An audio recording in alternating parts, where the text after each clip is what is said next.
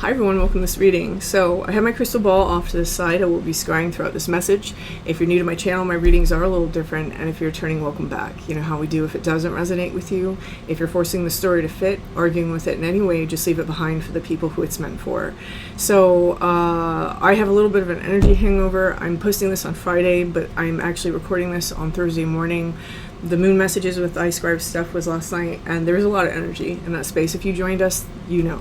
So thank you for being there. Thank you everybody who contributed to that session. We had a great time with you guys, and it was the session that it was because of you. So thank you, and I hope you guys received something of value out of that. We will be doing that again. I'm not sure if we're doing that at the beginning of July or at the end of July. We still have to discuss, so I'll let you guys know as soon as I know. And let's see, that's it. All right. Taking a step aside.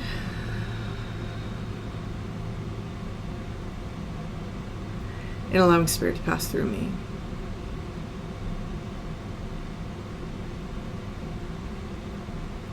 Opening up to receive information.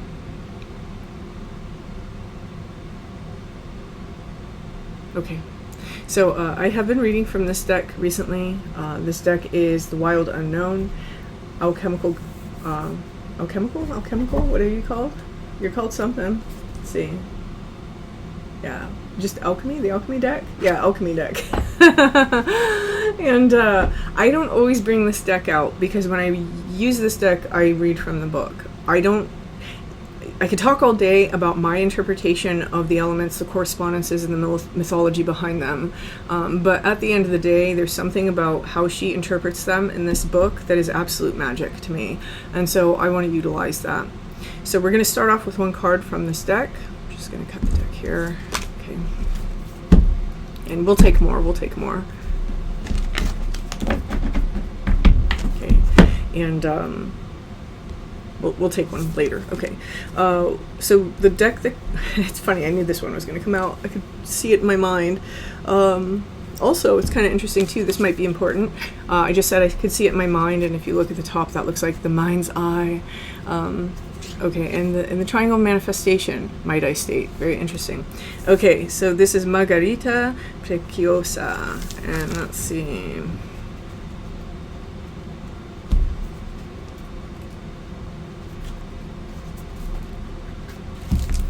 Okay. I'll hold it up. You can see it with me. Grit, irritation, and waiting. The new pearl is one of the great promises of alchemy. From a single grain of sand, the pearl forms slowly but surely in the salty mouth of the oyster. The new pearl emerges as an alchemical miracle, a sight unimaginable at the outset. That said, the process is generated from irritation itself. Such is the medicine of the new pearl card. The work is underway, but the gem has not yet formed. Don't become petty and hasty, seeking a return on your efforts. Rather, turn to patience, consistency, and humility to remedy the discomfort. Let the magic of time and salt water do its work. Relax, believe, and support a fellow alchemist in finding the grit that will become their pearl. Don't worry about you right now. The entire ocean is your ally. So now the way that she is spinning this inside the book, this is about another person. Maybe it's about a situation. When we go to the section that says to ponder, we have the pearl turning back to sand. The pearl is made from only one grain of sand, one irritant. Take a moment to thank this irritant for being so consistently challenging, allowing the pearl to begin its formation. And so when we read on, what we realize is that while we may be waiting for someone else, the process is something that's taking place inside of us. Okay. Take note if this card appears with the Wise Salt card or any of the cards associated with the element of water. Let them amplify the message of the new pearl. We'll see if that comes out. So there seems to be a situation here that probably has a little bit of waiting involved inside of someone's life. It can be about a person. It doesn't necessarily have to be. It can be about any situation. But the situation is slowly changing us in some way. We may be thinking that we're waiting for something else to change, but in reality, this is a process that's taking place inside of us. This is how this works. This is how this works. We have Okay, I'll talk about that in a second. Pulling one card.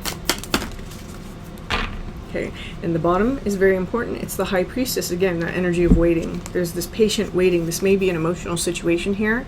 It may be waiting to see how someone feels about you. It may be waiting to see if this is something you can emotionally invest in, whether a partnership, a friendship, a job, right? There's a process taking place, and that's the important part, is that I think that someone here, either you understand this, or this is part of the pearl that's forming in you, is understanding how to trust that process, right? We understand that everything is happening in its right place, its right time. One of the reasons why I'm saying that is because she's holding the scroll of the Torah. In the tarot, the Torah actually means tarot, and it's spelled out various ways. It can be spelled out Torah, a Tor, which is Hathor. And so when we go to the wheel card, right, the Wheel of Fortune card, you actually see this again, and it's spelling out tarot. But depending on which way you read it and what letter you start from, it's forming different words, and those combination of words, they're a word in 5 different languages, and they're put together, and basically what it says is that the entire universe moves at the will of Hathor, or bends to the will of Hathor. And so that's why the wheel card, all the symbols, all the animals, everything that shows up is about Hathor. This here, in some ways, is the priestess of Hathor, right? One of the earliest incarnations of a goddess that was extremely powerful, that represented heaven and the waters and earth and the underworld, was a goddess known as Atargatis, and she was symbolized by the sign of Pisces, which is why the High Priestess card is synonymous with Pisces, right? Most people, they'll look at these and they'll say these are the temples outside the gates of Solomon. The temple's gate, the pillars outside of Solomon's temple were actually modeled after those from the temple of Atargatis. And so that's what we're seeing here. We're seeing Atargatis, or we're seeing her High Priestess. Really, she had priests, so this is really supposed to be a representation of her. And if we notice this, she is the complete balance of the universe. Someone here, you're being asked to step into a state of manifestation, right? And we see that here as well. So let's go back to this card. With this card, what we have is we have these veils. I'm going to call them veils. In most mythologies, or most practices, traditions, very old traditions, there were believed to be layers that energy or consciousness had to pass through in order to manifest here. Usually it's seen as 3. There are some that go as far as 4. I've even seen one that was 5. I can't remember which one it was. But that's what this is speaking to me about at this time, because it has to pass through all of this until it's seen, right? That looks like an eye, but this eye is open with its own wisdom, its own pearl. It's gone through this process itself as well. And here we have the triangle of manifestation, the triangle where the 3 elements are now descending to create something. If you're curious about that, I would definitely recommend reading Plato. So Plato's World of Forms is a philosophy that influenced a lot of the occult, a lot of alchemy, and it's very important stuff to know if you want to be able to draw your own correspondences between things. Okay, anyway, we're going on like an esoteric tangent on this one, apparently, buddy. So I'm being told to place it here. I don't know why. Remember that this card said if it sits next to something that represents water. We did have the card that came out, which was the water. It's the Ace of Cups. This is the prime water. So the fountainhead, the start of the water. And we also have High Priestess representing Pisces with the water in the background. Things are fluid at this time. In states of fluidity, we have to make sure that we're not becoming rigid, right? So someone here, I think that you're working on that. You're working on becoming a little bit more fluid, becoming like water. If you were in the full moon messages, this was a message that came out with the card Pneuma, which is breath, right? There was some other things that came out inside that reading that all talked about that fluidity, being able to expand and contract when needed. We have this card underneath, the High Priestess, which is temperance. This right here seems to be the process that's taking place. Remember, this is the Archangel of Alchemy. A lot of people think this is Michael. This is actually the Archangel Kamael. And he is the Archangel of alchemy, and he is represented here by this beautiful solar light whenever he's seen, but he houses within him a great darkness.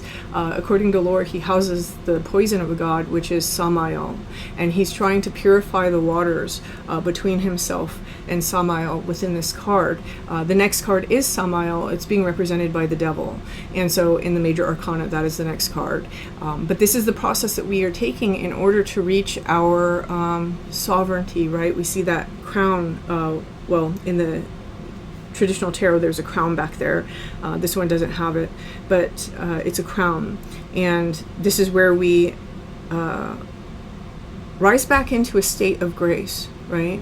So there's some sort of conflict here that may be taking place within ourselves, within the world around us.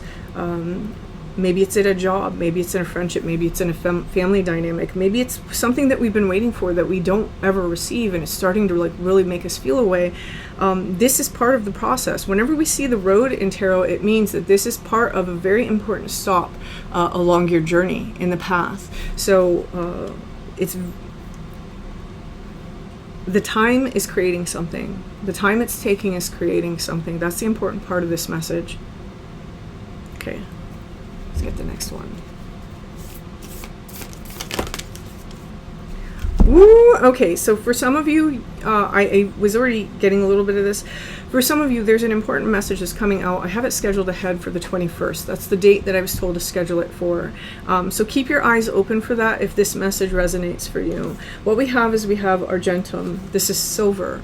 And this is the first card in that reading. So I'm going to go ahead and I'm going to read this.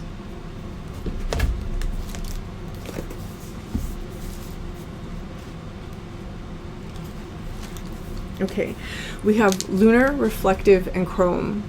So amidst its upper echelon status, let me show this. Silver shines eternally in second position. It is the lesser sibling, the one that's not quite there yet. A true alchemist does not resist this truth, but rather studies its subtle implications and its wisdom. Silver requires polishing or the surface tarnishes over time. Mirrors require cleaning or the image clouds and distorts, whereas gold sustains its own malleable radiance. Silver asks for our participation. We must work at it, right? And that's kind of how this pearl card is making me feel. In this waiting period, there's something to be worked on. Don't give up now. Silver wants to build relationships. Like the moon, a mirror, or a poem, let it reflect an image back. So whatever this situation is, as we're sitting in this high priestess energy, the importance of the temperance card, not only is it taking these feelings that we have, or taking this this process that we have and allowing ourselves to alchemize it, it's also understanding that we and the thing that we're waiting for, whatever it is, even if it hasn't shown up for you, you are subtly changing one another, right? There's this this energetic exchange that's taking place behind the scenes. It's reflecting something back to you. The state of waiting, does it make you angry? Does it make you upset? Does it make you anxious? Does it make you want to lash out? Does it make you sad? Does it make you remember how you used to be made to feel? There's a lot of information that comes to us in silence and in the waiting. With an open heart and one more moment of willingness, the seemingly cold, stark surface of silver opens into the imaginal realm. What is there? Your own vastness, the mysteries that beckon you on the moonlit nights. Through our daily devotion to silver, we find the truest gold. Okay, and to ponder, polishing as practice. Silver is mirror-like, cold and dense. How do these qualities affect the surrounding cards in the reading? How does silver reflect onto the others? Remember that one of the messages of the pearl with these cards is to flow like water, right? To allow ourselves to be fluid. This is telling us that there's something inside that fluidity that is causing the irritation, it's causing the challenge. It's something that has to do with our own reflection, maybe understanding another person's perspective, for example, might be at play here. Okay, let's see. And then we have silver is known as the metal of the moon and the brain. is known as the silver organ. Therefore, meditating is key to unlocking this metal's secret. Okay, we may be intellectualizing things a little too much in this space while we're being fluid, and we may recognize that. I do think that whoever this message is for, you already recognize that, which is why you're trying to be in this state. Okay, I'm hearing one more. Okay. And Rebis. Okay, so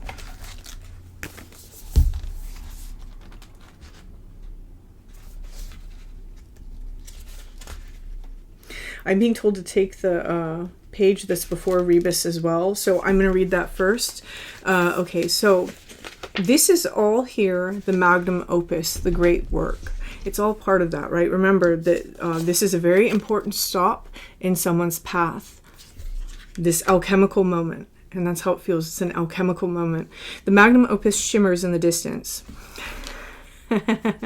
Right? Promising purpose, achievement, and understanding. When will we get there? When will our efforts be recognized? Amidst pressure and expectations, we come to realize each alchemist's life is an accumulation of moments in which attention is placed upon a single subject within the laboratory. The artist draws a single line, the poet describes a single word, the rose forms a single leaf. The Magnum opus card reminds us that the alchemical garden grows from seeds tended to by devoted hands and the grace of sun, water, and earth. You cannot force the great work. You cannot claim it or complete it. This card arrives to whisper words of encouragement. You are in the right place, the most important place for you. This is the alchemical garden. Tend to the youngest growth, be delicate and precise. To ponder one day at a time. The words at the top are attention, devotion, vocation. If one claims to be working on their magnum opus, it's likely they are not. The alchemist knows that the great work occurs without realizing it, as it's a collaboration with the divine. I like that. That is so true. Take note if the card appears alongside the gold, sun, or conjunction card. If so, a psychic gift has occurred that's big and beautiful. A celebration is a must. Okay. Now, the next one is Rebis. So we're going to that, and I will hold up the card for this. So this is creative transcendence, multiplicity, and the artist. The androgen is a deeply revered image in alchemy. Born of Hermes and Aphrodite, Hermaphroditos has been classically depicted as a balanced union of the divine masculine, the sun, and the divine feminine, the moon. And this is represented by the last card in the major arcana, which is the world. Yet today's alchemist knows that androgyne is far more nuanced than that. It encompasses the infinite spectrum and reveals itself in ever-changing, non-binary forms. The divine hermaphrodite defies definition as it is deeply personal, felt experience. Accessing this fluid and enlightened state requires us to slip into the contradictory realm of the senses, right? That fluid state that we're talking about is found here in the High Priestess. Which is why her priests were male. Let's see. Breath by breath, we are drawn into our limbs, our fluids, our orifices, organs, and cells. We let go of rules and labels. Judgment is suspended. The gods are present and are the creative mysteries of the underworld. For a brief moment, we hold all our complexities in one loving form. Like a newborn, we know we are not the same name, gender, age, or location. We are the embodied artist, embraced unconditionally by the sun and moon. To ponder sexuality without language, intimacy without sexuality. Make a list of your contradictions. Start with sometimes I'm blank and sometimes I'm blank. Keep writing quickly until you feel the inclusive power of this archetype awaken. I think that's actually very important, right? To understand that we're not just one thing, we're usually its opposite as well. Through an alchemical image of completion, the androgen makes a beginner of all of us, regardless of gender orientation and sexual preferences. Allow yourself to know nothing today. I want to add on that. One of the things about this card, it really does speak about the merging of opposites. In that way, it really speaks to us about approaching a very non-dual sort of mindset, right? Where we don't see the duality. Within and without are not this different. Male, female are not necessarily different. The sun and moon are not necessarily different, right? They're all encompassed inside a whole, a totality. And that's really what this card, this process represents, is where two seemingly opposites begin to unite and begin to merge, because the thing that separates them fades away. This is the process of the high priestess. This is the process that's currently taking place inside of this process for someone right now in this waiting. What's happening is you're blowing away your labels. You're blowing away these things of, oh, well, I need this, and maybe I don't necessarily need this. Maybe what I actually need is over here, and I never even realized that, right? Well, maybe something that I need is not necessarily to stick to, I have to do this, I have to do this, I have to do this, this is part of me, this is part of me, this is part of me, and just allow. Right? That's what's happening here. Someone here, it's like opening up those barriers and those boundaries, taking this silver where we're constantly having to polish and work on something and understanding, what if this doesn't actually exist? What if this doesn't necessarily need to be there? What if this is an old story? Something is waning out of our life. In other words, something, now that we're in the waning cycle, something is waning out of our life. Okay, I'm hearing 2 cards.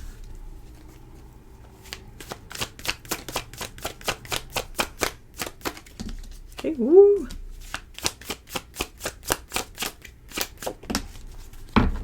Okay.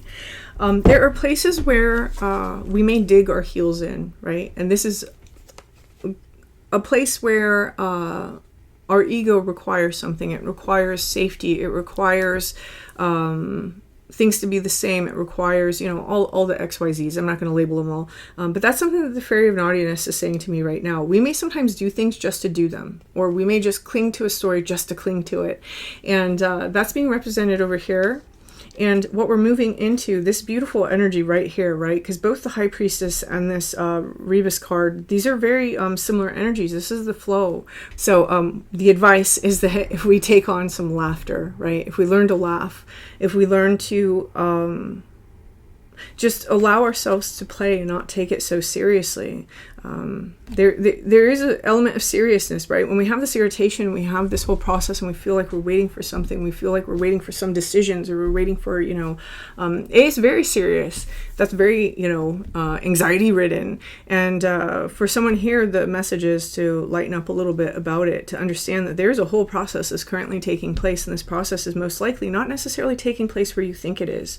It's probably taking place inside of you. Some of you know that. Some of you know that. So whoever this message is for, this is very beautiful energy. This is a very transformative energy that's in your life right now. Allow yourself to be transformed, right? And if you resonate with this, please hit the like button, and until next time.